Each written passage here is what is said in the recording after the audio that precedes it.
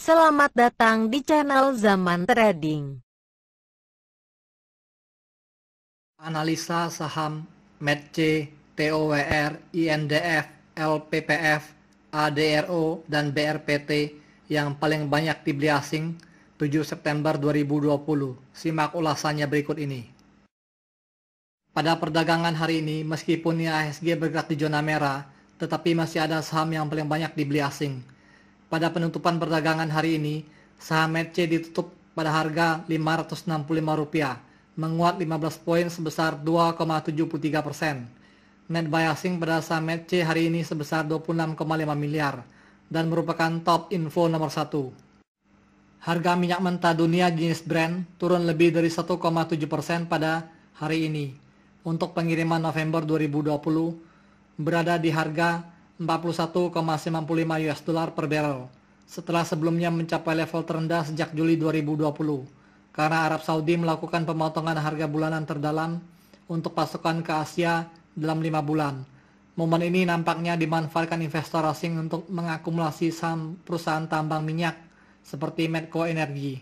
Dilihat dari grafik perdagangan hari ini, harga terendah saham METC sempat menyentuh garis moving average 20 atau MA20. Tetapi pada waktu penutupan perdagangan, harganya masih di atas MA20. Hal ini menandakan potensi kenaikan harga untuk saham METC ini masih ada. Jika dilihat dari grafik MACD-nya, terlihat pada titik perpotongan seperti akan bergerak sideways. Jika dilihat dari grafik akumulasinya dan grafik money flow-nya agak sedikit menanjak, terlihat asing mulai mengakumulasi saham METC ini. Jika besok harganya mampu menembus resistennya di harga Rp600, maka harganya akan menguat untuk 1 atau 2 hari ke depan. Jika tidak, maka harganya akan turun. Pada penutupan perdagangan hari ini, saham TOWR ditutup pada harga Rp1.050, menguat 25 poin sebesar 2,44%.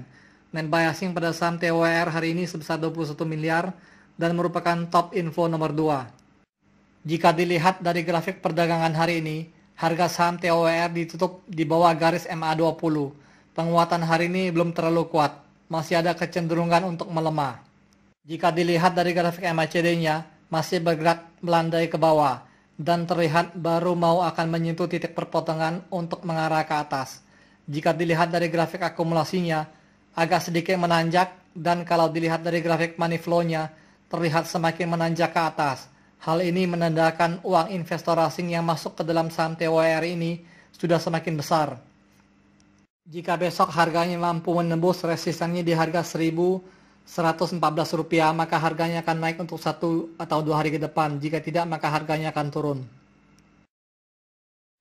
Pada penutupan perdagangan hari ini, saham INDF ditutup pada harga Rp7.800, menguat 200 poin sebesar 2,63%.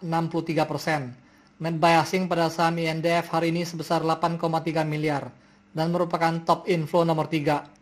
Jika dilihat pada grafik perdagangan hari ini, grafik MACD-nya masih pada titik perpotongan untuk naik ke atas atau turun ke bawah. Peluang harganya untuk naik masih ada, karena pada penutupan hari ini, harganya ditutup masih di atas garis moving average 20. Jika dilihat dari grafik akumulasinya, agak sedikit menanjak ke atas, setelah sebelumnya sempat didistribusikan asing pada tanggal 28-31 Agustus 2020. Jika besok harganya mampu menembus resistennya di harga Rp8.010, maka harganya akan menguat untuk 1 atau 2 hari ke depan. Jika tidak, maka harganya akan turun.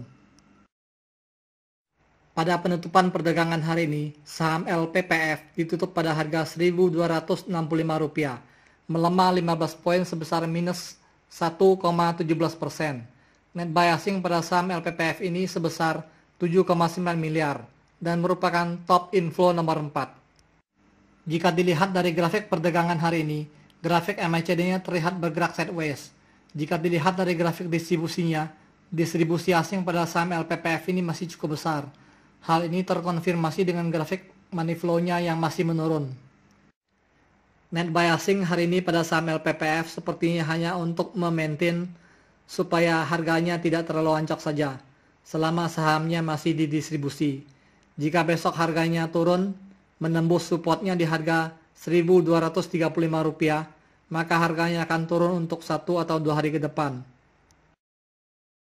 Sebelum trading saham LPPF ini, ada baiknya kita lihat sekilas fundamental saham LPPF atau Matahari Department Store.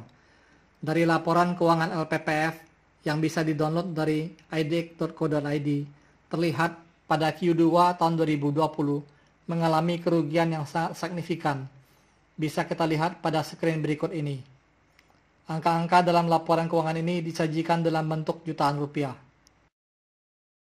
Pada penutupan perdagangan hari ini, saham ADRO ditutup pada harga Rp1.250, menguat 45 poin sebesar 3,73%.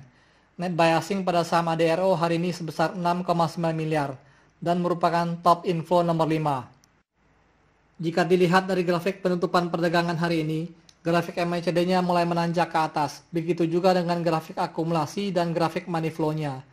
Akumulasi asing pada saham ini sudah semakin banyak. Sepertinya harga saham ini berpeluang untuk menguat untuk beberapa hari ke depan. Pada hari ini harganya sudah menembus resistennya di harga Rp1.222.